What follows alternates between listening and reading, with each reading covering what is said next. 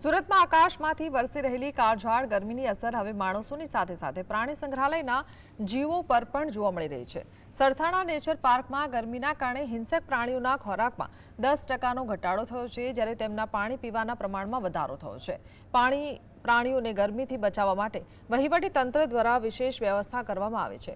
દીપડા, વાઘ, સિંહ અને રીંછ જેવા હિંસક જાનવરો તેમજ પક્ષીઓના પાંજરામાં ફુવારા મૂકવામાં આવ્યા છે, જેના કારણે પ્રાણીઓ એક્ટિવ થયા છે અને મુલાકાતીઓ તેમને સરળતાથી નિહાળી શકે છે।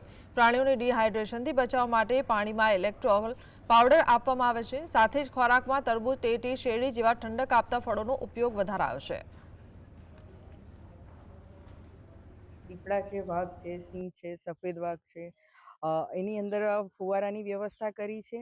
અને ઓસ્ટ્રીચ અને ઈમુમાં પણ અમે ફુવારાની વ્યવસ્થા કરી છે અને વોટર પક્ષીઓમાં પણ અમે ફુવારાની વ્યવસ્થા કરી છે। આ ઉપરાંત જે હિંસક પ્રાણીઓના બહારના ટબ છે એ અમે રેગ્યુલર ધોરણે પાણી ચેન્જ કરીએ છીએ, જેને કારણે ઠંડુ પાણી મળી રહે અને એ લોકોને આરામથી નાહવું હોય તો એમાં નાહી શકે। અહીંયા અલગ-અલગ પ્રાણીઓ જોવા માટે આવ્યા છીએ। બહુ જ સરસ વાતાવરણ છે। અહીંયા ગરમી માટેની બધી વ્યવસ્થા કરેલી છે અને બાળકોને બી ખૂબ મજા આવે છે।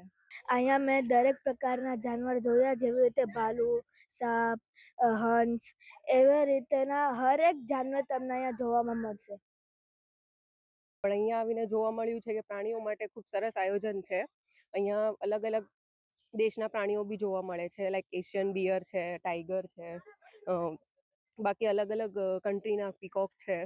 અહીંયા આવીને બાળકોને ખૂબ મજા આવે છે અને એમના માટે સારી એવી પબ્લિક માટે બી સારી એવી વ્યવસ્થા કરવામાં આવી છે।